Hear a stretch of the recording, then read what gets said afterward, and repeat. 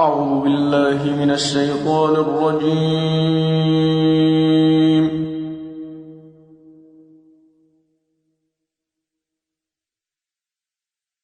بسم الله الرحمن الرحيم.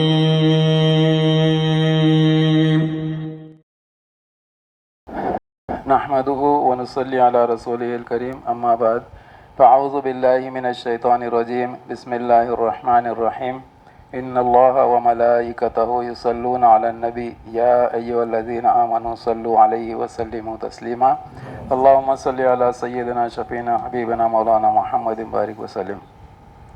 معزز اہل حضرات السلام علیکم ورحمۃ اللہ وبرکاتہ.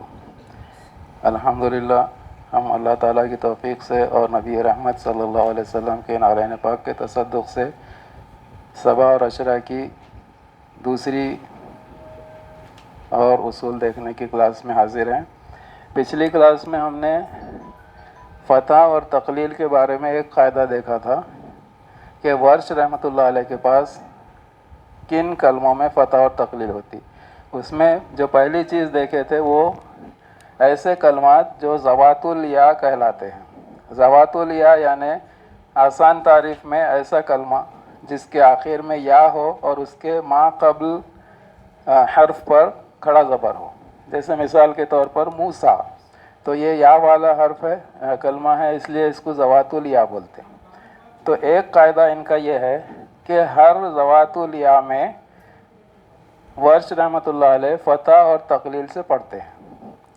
یعنی یہ موسیٰ اگر ہے، موسیٰ کھڑے زبر سے کھڑا پڑھنا، اس کو موسیٰ یہ ہے فتح، اور اس کو تھوڑا سا انکلائن کرنا امالہ اور الف کے درمیان.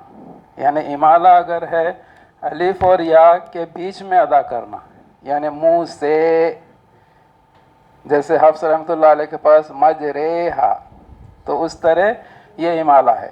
اور تقلیل یعنی الف اور امالے کے درمیانی انداز میں ادا کرنا، منہ سے. تو ورش رحمۃ اللہ علیہ کے پاس ہر ذوات الیا کلمے میں دو طریقے ہیں، ایک فتح ہے اور تقلیل ہے. جیسے موسیٰ اور موسیٰ، یہ یہاں پر ایک علامت استعمال کی گئی ہے.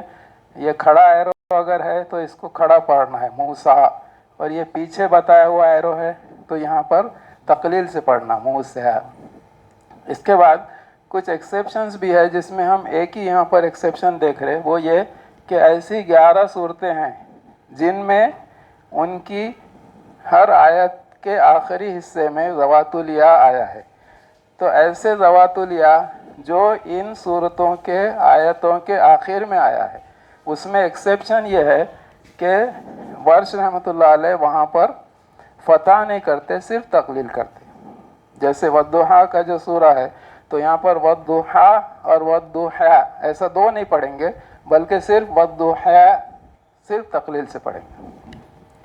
اس کے بعد اس میں اور بھی چیزیں ہیں، ذوات الراء وغیرہ ہے، اس کو ہم بعد میں لیں گے.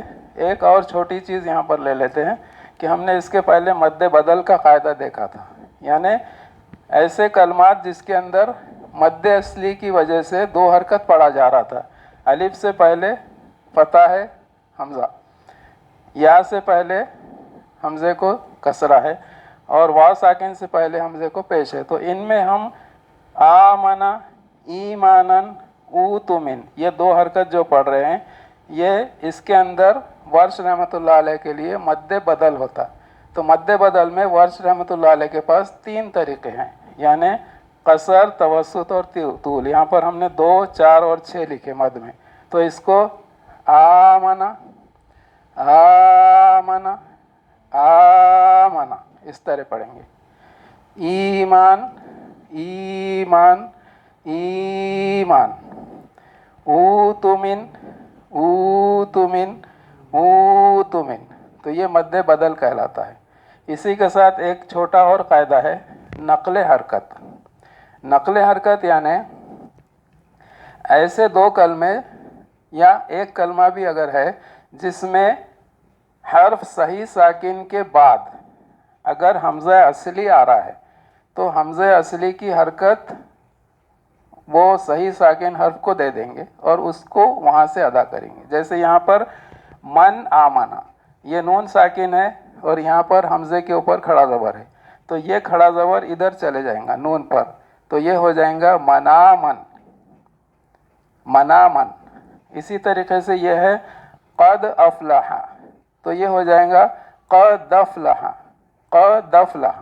اس طریقے سے یہ سے اس میں تنوین بھی آ سکتی، عذاب علیم، تو یہ عذاب علیم۔ یہ سب دو کلموں میں ہے، ایک کلمے کی بھی اس کے اندر مثال ہے،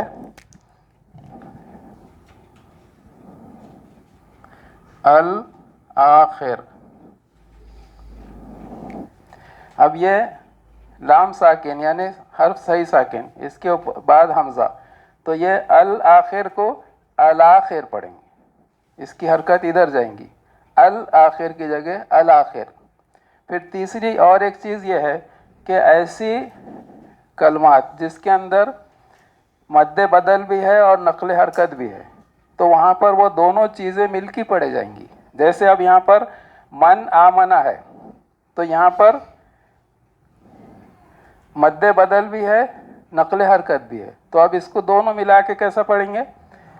منامن، منامن، منامن۔ یہاں پر بھی ویسی الآخر، الآخر، الآخر۔ یہاں پر یہ مثال تنوین کی تھی، اور یہ مثال ایک کلمے کی تھی جس کے اندر نقل حرکت ہے اور مد بدلی۔ تو اس طریقے سے یہ کچھ قواعد ہم نے جو اصول کے طور پر ہے ورش رحمۃ اللہ علیہ کے مکمل کیے۔ آئندہ کلاس سے ہم انشاءاللہ کوشش یہ کریں گے کہ ان کو آیتوں کے اندر رکھتے ہوئے اس کی پریکٹس کریں گے۔ صدق